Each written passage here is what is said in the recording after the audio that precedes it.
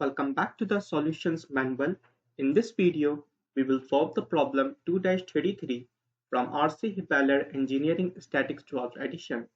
According to this problem, if F1 is 600 newtons and phi is 30 degrees, we have to determine the magnitude of the resultant force acting on the eyebolt and its direction measured clockwise from the positive x-axis. Now to solve this problem, first of all, we have to resolve each of the forces into their components.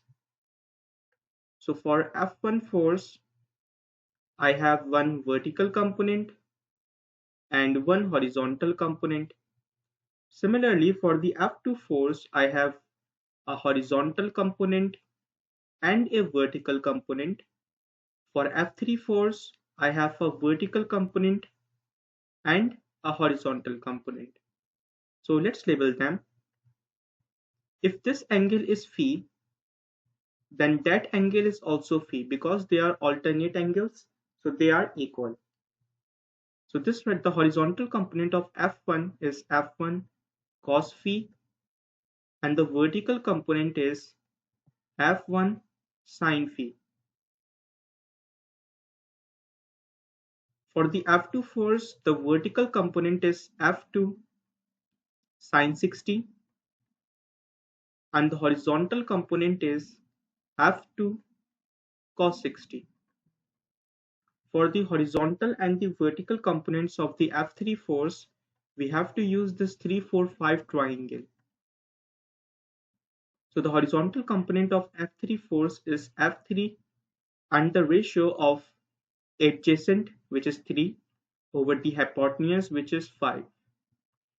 And the vertical component of the F3 force is F3 into the ratio of opposite, which is 4, over the hypotenuse, which is 5.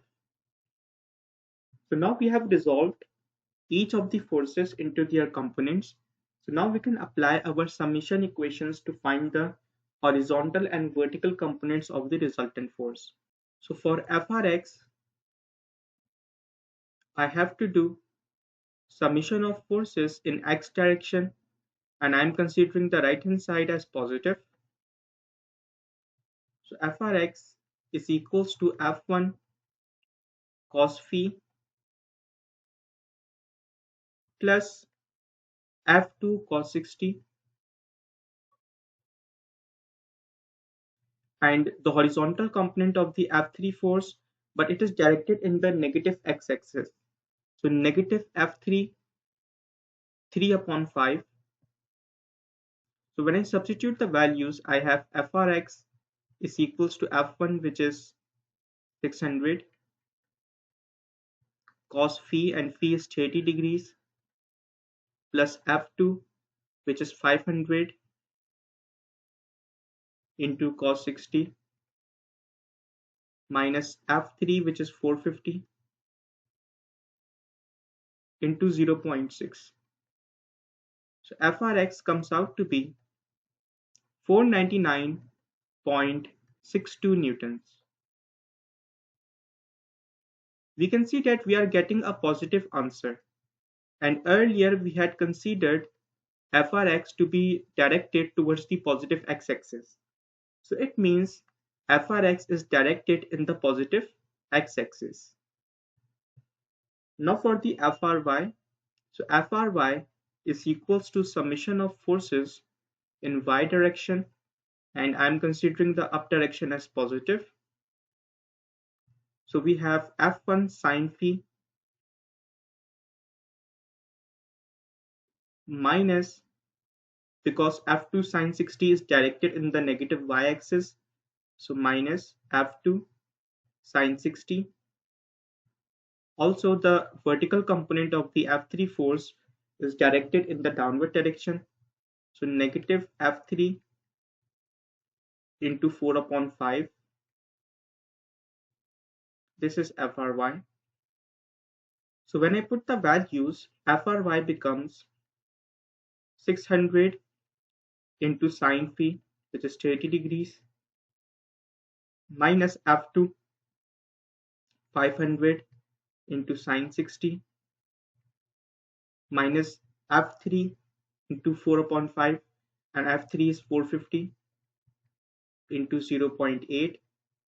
So upon simplification, FRY comes out to be negative 493.01 newtons. And we can see that we are getting a negative answer. And earlier we had assumed the upward direction as positive. But in fact, the vertical component of the resultant force or the y component of the resultant force is acting in the downward direction.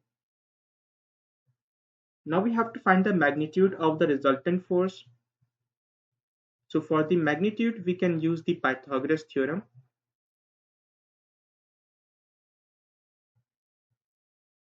For Fr,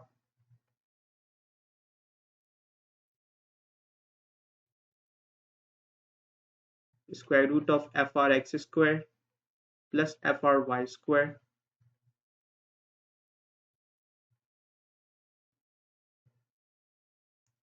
So 499.62 square plus negative 493.01 square. So when I solve it, the magnitude of the resultant force comes out to be 701.9 newtons. So this is our first answer.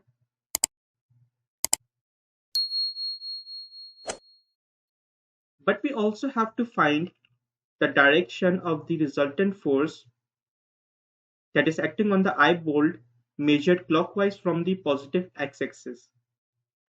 So if I draw the resultant force, let me draw it on the xy axis. So it would look something like this. Let's say this is the positive x, this is the negative x, this is the positive y, and this is the negative y. So Frx is acting in the positive x-axis. So this is the Frx. And Fry is acting in the negative y-axis. So using the head to tail rule of vector addition, this is the Fry. And the resultant will be drawn from the tail of the first vector to the head of the last vector. Let's label them. So this right here is Frx, this is Fry, and this is the resultant force Fr. And we have to find this angle clockwise from the positive x-axis. And let's call this theta.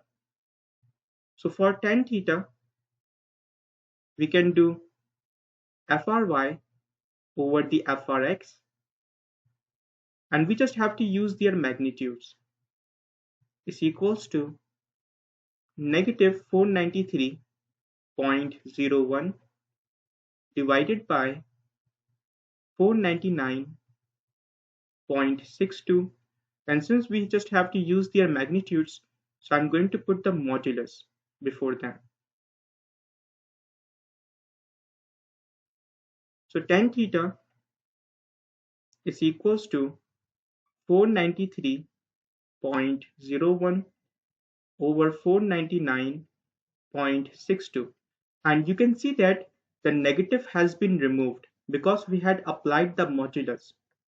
So theta is equals to tan inverse of 493.01 divided by 499.62. So theta comes out to be 44.62 degrees. And this is our second answer. So this is it for this problem. I hope you will find this video helpful. If you do, please make sure to subscribe to this channel and also turn on the bell icon for the daily updates. And if you have any questions or any doubts, then feel free to ask in the comment section and I will answer it as soon as possible. Thank you.